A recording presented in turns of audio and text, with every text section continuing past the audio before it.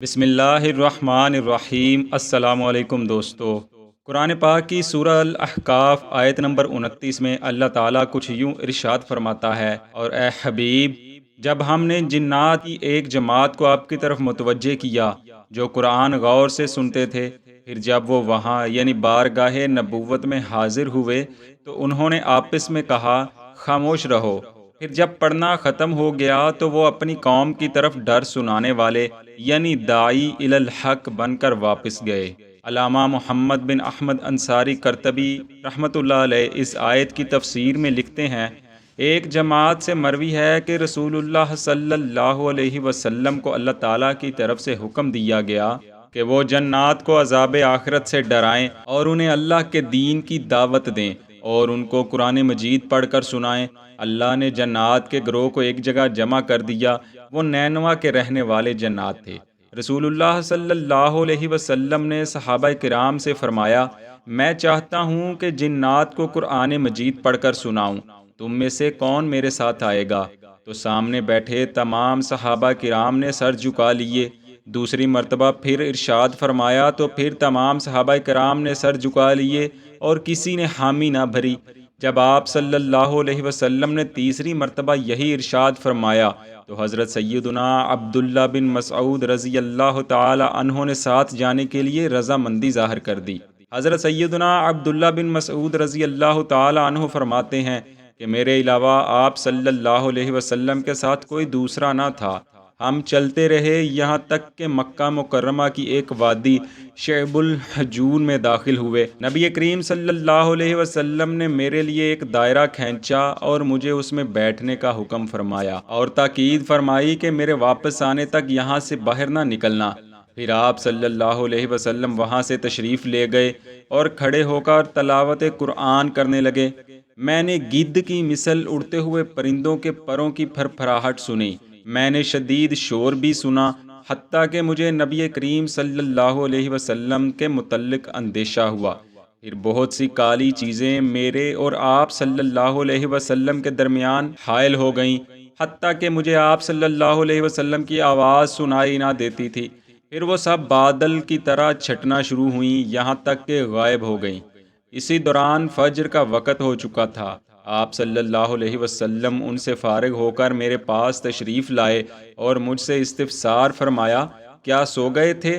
میں نے عرض کی، اللہ کی قسم نہیں یا رسول اللہ صلی اللہ علیہ وسلم، میں نے کئی مرتبہ ارادہ کیا کہ لوگوں کو مدد کے لیے بلاؤں، یہاں تک کہ میں نے سنا کہ آپ صلی اللہ علیہ وسلم جنات کو عصا مبارکہ سے مارتے ہوئے ارشاد فرما رہے تھے، بیٹھ جاؤ۔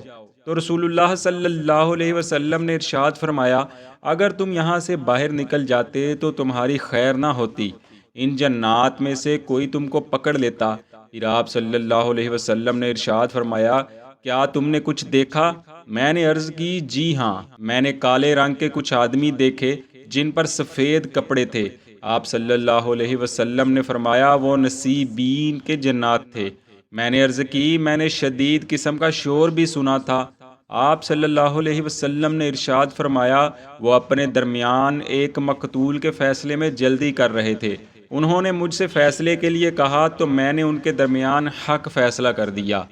دوستو، بارگاہ رسالت صلی اللہ علیہ وسلم سے رخصت ہونے کے بعد جنات نے اپنی قوم میں جا کر دعوت اسلام پیش کی، جس کا تذکرہ بھی قرآن پاک میں کچھ یوں ارشاد ہوا، بولے، اے ہماری قوم، ہم نے ایک کتاب سنی کہ موسیٰ کے بعد اتاری گئی، اگلی کتابوں کی تصدیق فرماتی، حق اور سیدھی راہ دکھاتی۔ اے ہماری قوم، اللہ کے منادی کی بات مانو اور اس پر ایمان لاؤ کہ وہ تمہارے کچھ گناہ بخش دے اور تمہیں دردناک عذاب سے بچا لے۔ دوستو، پیارے آقا صلی اللہ علیہ وسلم کو تمام مخلوق خدا کے لیے رسول بنا کر مبعوث کیا گیا ہے۔ چنانچہ ایک حدیث پاک میں نبی کریم صلی اللہ علیہ وسلم نے کچھ یوں ارشاد فرمایا، یعنی مجھے جنوں اور انسانوں کی طرف بھیجا گیا ہے۔